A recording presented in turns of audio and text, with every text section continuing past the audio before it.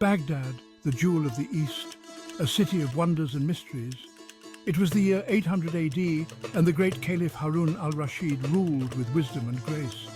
The streets bustled with life. Merchants hawked their wares in the busy souks. Scholars debated in grand libraries, and the air was thick with the scent of spices and possibility. Harun al-Rashid's reign marked a golden age for the Islamic world. He was a patron of the arts and sciences. Under his rule, Baghdad became a center of learning and culture. The House of Wisdom, a grand library and translation institute, drew scholars from far and wide. It was a time of great prosperity and intellectual growth. But even in this age of enlightenment, darkness lurked in the shadows. Crime and intrigue were never far away. The Caliph relied on his trusted advisors to maintain order. Chief among them was Jafar ibn Yahya, the brilliant vizier. Little did Jafar know that he was about to face his greatest challenge yet. Jafar ibn Yahya was a man of many talents. He was a scholar, a diplomat, and a skilled problem solver. The Caliph valued his counsel above all others. Jafar's quick wit and sharp mind had saved the kingdom from many a crisis. He was known for his integrity and unwavering loyalty to the throne. On this particular day, Jafar was meeting with a wealthy merchant.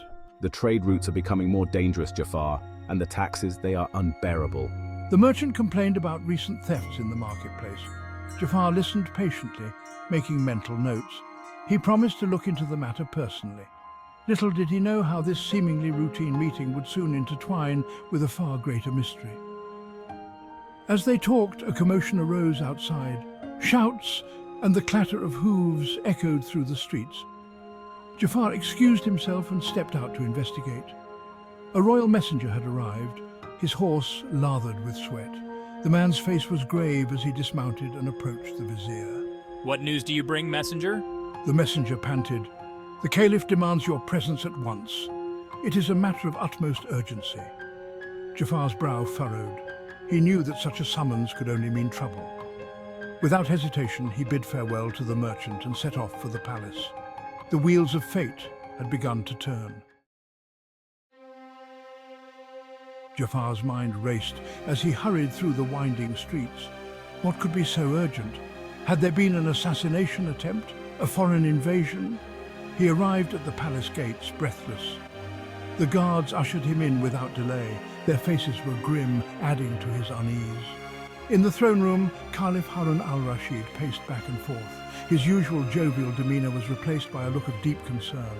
Jafar, my friend, we face a grave crisis. The Caliph explained that 3 men had been executed for murder, but new evidence suggested they were innocent. The real killer was still at large. The weight of this revelation hit Jafar like a thunderbolt. Innocent men had died. Justice had been perverted.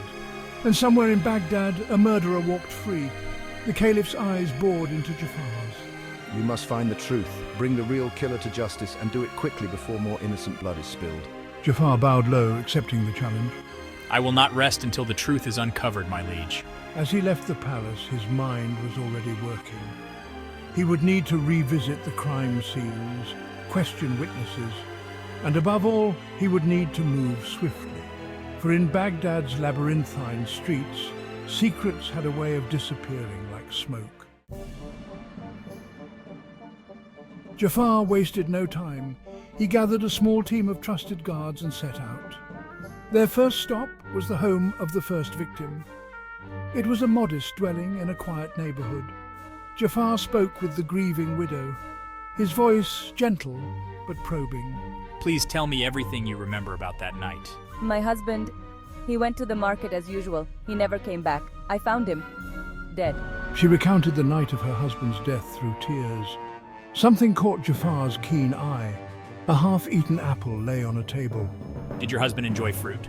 Yes, he bought apples from the market daily. Jafar made a mental note. It seemed insignificant, but his instincts told him otherwise. Every detail mattered in this investigation. The team moved on to the second victim's home. Here too, Jafar found traces of apples, cores discarded in a waste bin, seeds scattered on the floor. His suspicion grew. Could there be a connection? The third home yielded similar clues. Apples. Everywhere apples. It was too consistent to be coincidence. As night fell, Jafar retreated to his study. He pored over the evidence, connecting threads in his mind. The apples were key, he was certain, but how and why? He knew he was missing something crucial. Sleep eluded him as he wrestled with the puzzle. Dawn would bring new challenges and hopefully new answers. With the first light of dawn, Jafar was back on the streets. He had a new lead to follow, the apple trail. He visited every fruit vendor in Baghdad, each stall, each cart, each shop. He questioned the merchants tirelessly. Do you remember selling apples to these men? He asked, showing portraits of the victims. Most shook their heads, but one old vendor's eyes lit up with recognition. Yes, I remember them, he said. They all bought apples from me, on the same day, in fact. Jafar's pulse quickened. This was the break he needed. He pressed the old man for more details. What kind of apples? How many? Did you notice anything unusual? The vendor's answers painted a curious picture. Each victim had bought exactly 3 apples. They were a rare, expensive variety, imported from distant lands. The old man's memory was sharp. He recalled that the apples had strange markings on them, like symbols or letters. Jafar's mind raced. Marked apples? Could this be the key to the entire mystery? Excitement coursed through Jafar's veins. He was close, he could feel it, but he needed more. Do you have any of these special apples left? The old man shook his head sadly. Sold out, he said, but the merchant who supplies them is due for another delivery today. Jafar thanked him and hurried off. The trail was hot, and he was determined to see where it led. Jafar and his team staked out the marketplace. They watched and waited. Hours passed. The sun climbed high in the sky. Finally, a cart laden with fruit appeared. Jafar's eyes narrowed. This had to be the apple merchant. He approached casually, pretending to be an interested buyer. The merchant was a jovial man with a quick smile.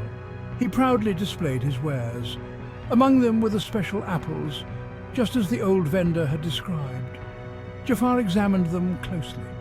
Sure enough, each apple bore strange markings.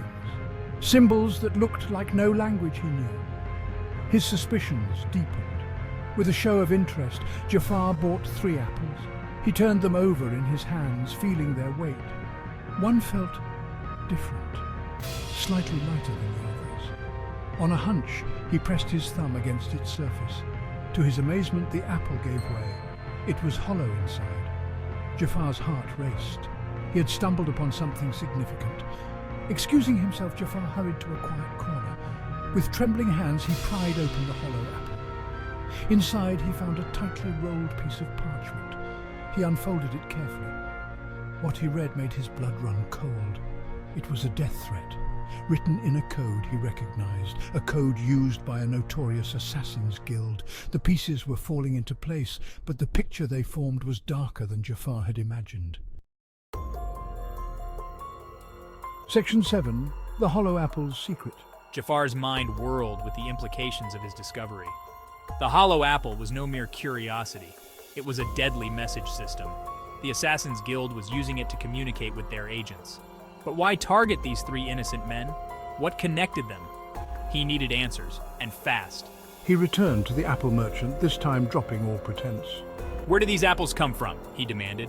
The merchant, startled by Jafar's sudden intensity, stammered out a reply. They came from an orchard outside the city, owned by a reclusive nobleman. Jafar's eyes narrowed.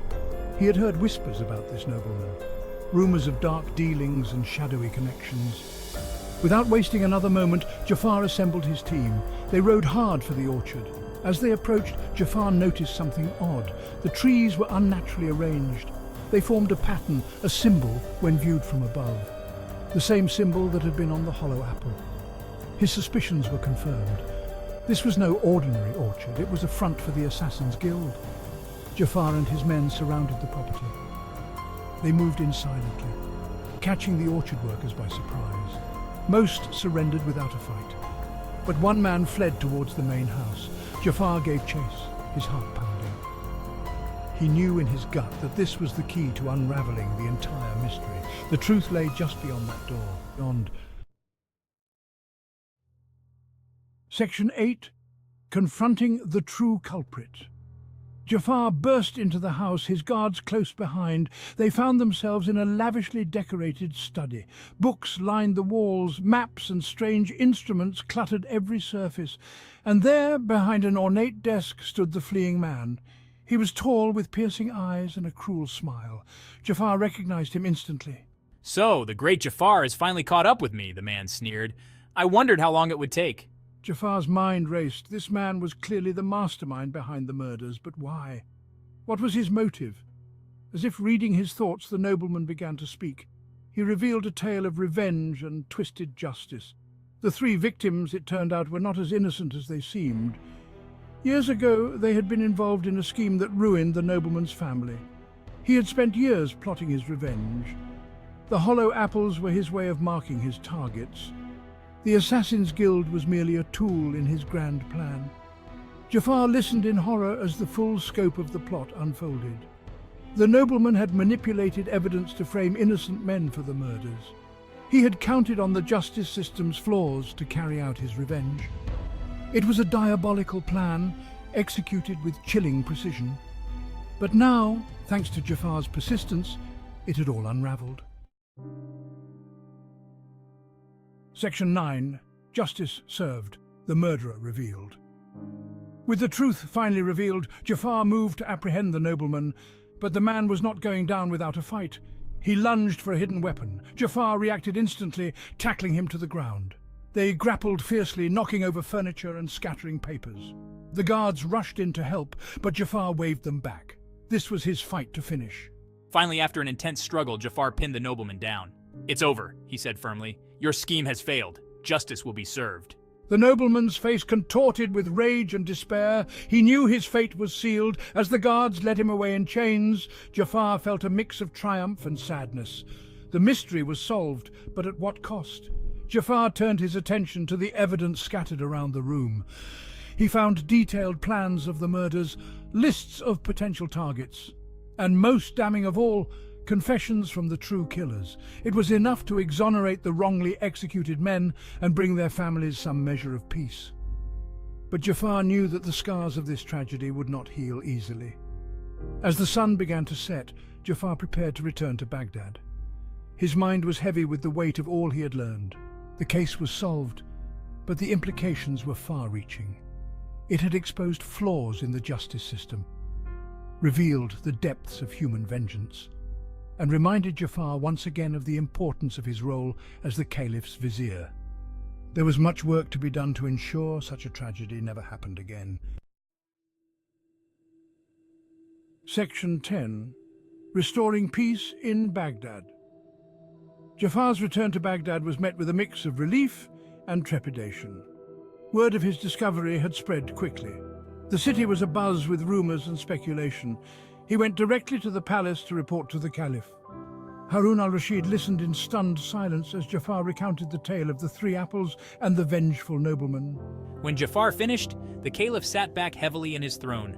"You have done well, my friend," he said at last, "but this revelation shakes the very foundations of our justice system." Jafar nodded gravely. He had anticipated this reaction. Together they began to discuss reforms, ways to prevent such miscarriages of justice in the future. Over the following weeks, Jafar worked tirelessly to implement these changes. He oversaw the review of past cases, established new protocols for evidence gathering, and most importantly, he worked to restore the people's faith in the law. It was a monumental task, but Jafar approached it with his characteristic determination and wisdom. As peace slowly returned to Baghdad, Jafar reflected on the lessons learned. The case of the three apples had tested him like never before. It had shown him the depths of human nature, both good and evil. But it had also reinforced his belief in the power of truth and justice. As he watched the sun set over the city he loved, Jafar renewed his vow to serve Baghdad and its people. For in the end, it was not just apples that had been at stake, but the very soul of the city itself.